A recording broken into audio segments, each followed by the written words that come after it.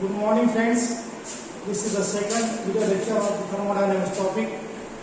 In the last video lecture, we have already seen the introduction of the thermodynamic topic. Along with introduction, we have seen the limitations of the thermodynamics.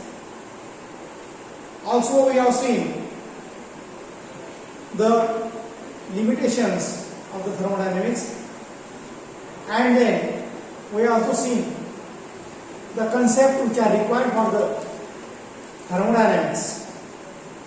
Now after that, we are starting with the types of systems.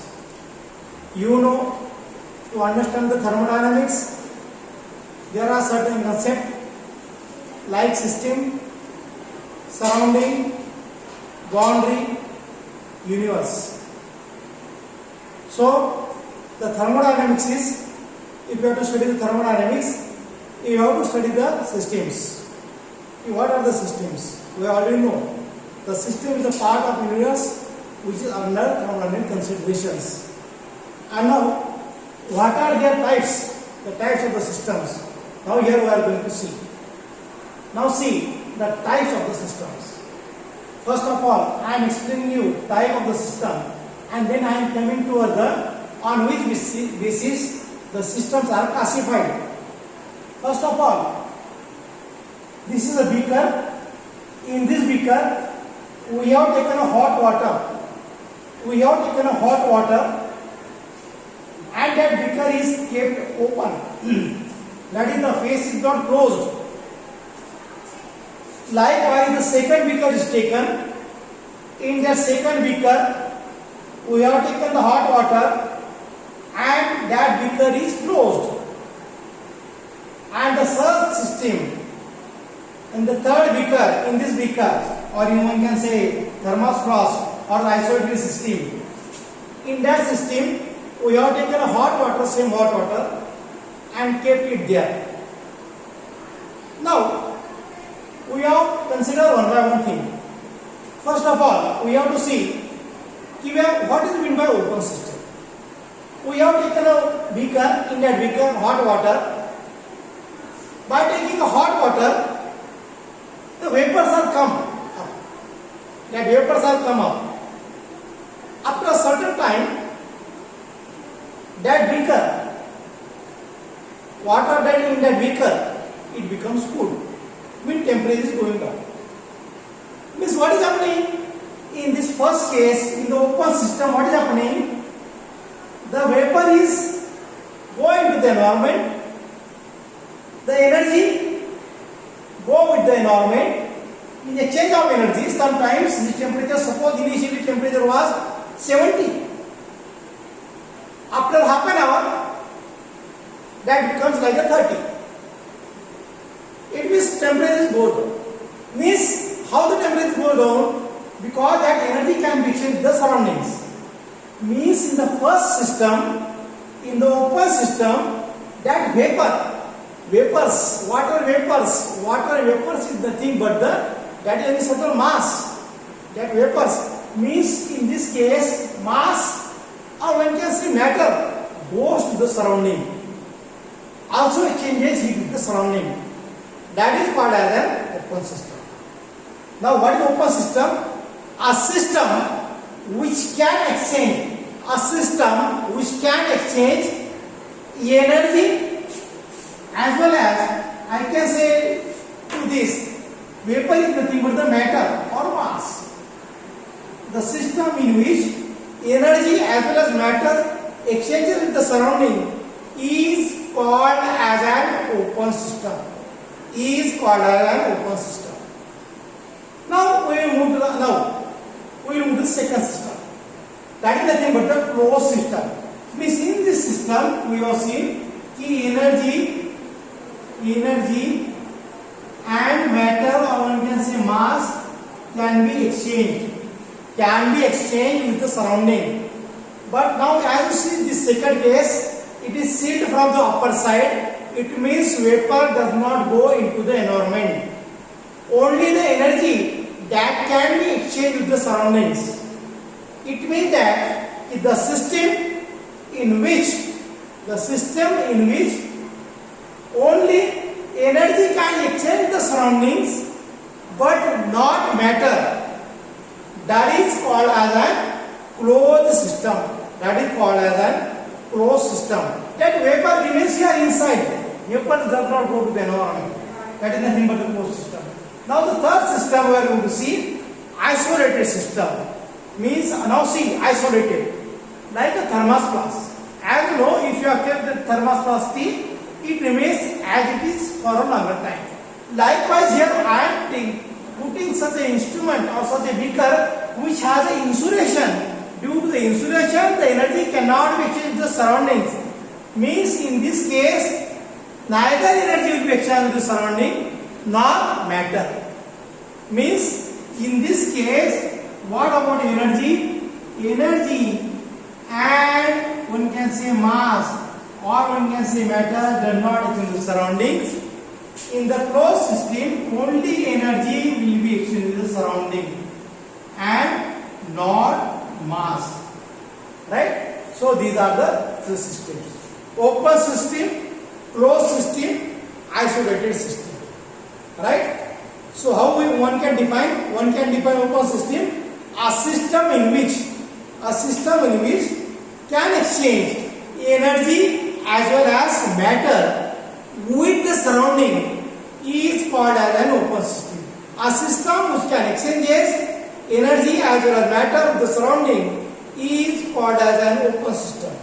Now remember here, in the open system, means suppose I have taken initially water, as I told you earlier, I have taken for half an hour, temperature was 70, it goes down.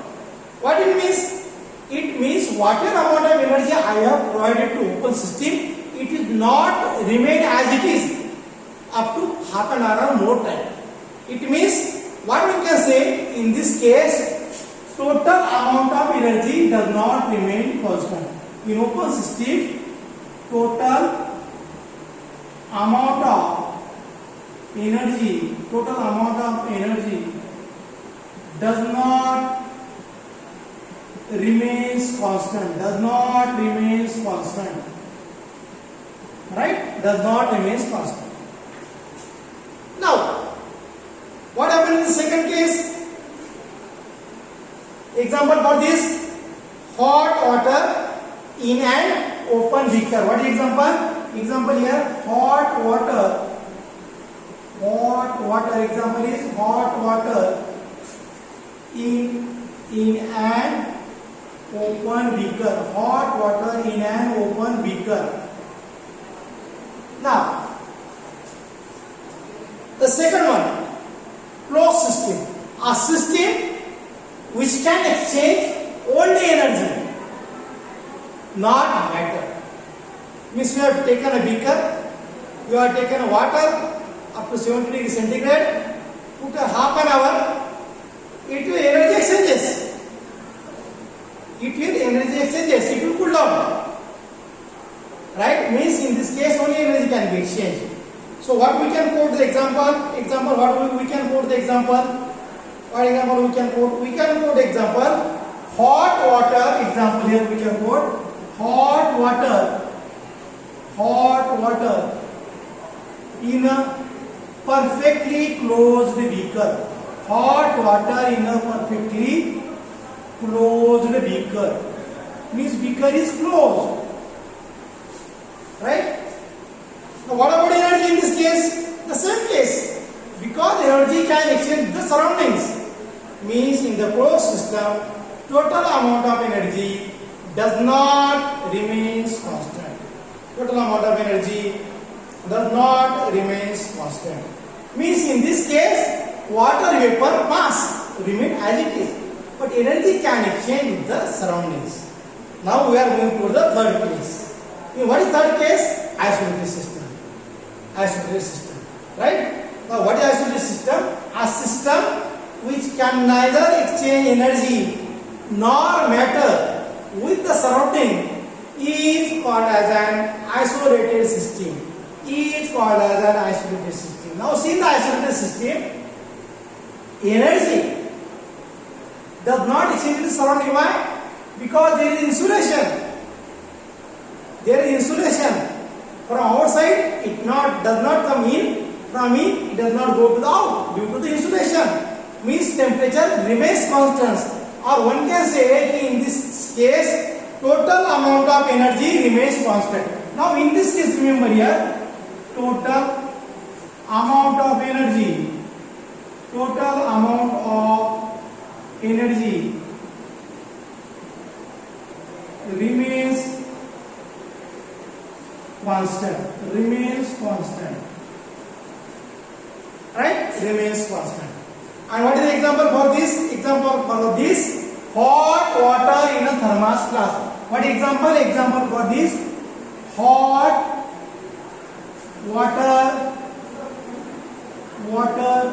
in a thermos flask. Hot water in a thermos flask. This is the example for an isolated system. So, open system, closed system, isolated system. These are the three systems will be there. Now here, the upper line, how the system are classified? Here the only two things are involved in, energy as well as matter. It means that these systems are classified on the basis of exchange of energy and matter. Systems are classified on the basis of energy and matter. This is the type 1. This is the type 1. Now we have to see the type number 2. But to start the type number 2, I want to give some example for you to think about this example. Suppose all these three systems will be there. Suppose one can say, I will give example to example. One example. Suppose zinc is there, and in zinc Di2SO4 is added. What will be there? I want from you. If zinc is taken and Di2SO4 is added, if I have taken one beaker, in that beaker I have put a zinc, I have put Di2SO4. In second beaker, zinc, Di2SO4, I close it. Third beaker, insulated beaker, isolated system में zinc plus H2SO4. Is it reaction remains same or there is change? This is the homework for you. So I can conclude here that the systems are classified into three types on the basis of exchange of matter and energy. Now the second type we are going to see in the next lecture. Thank you very much.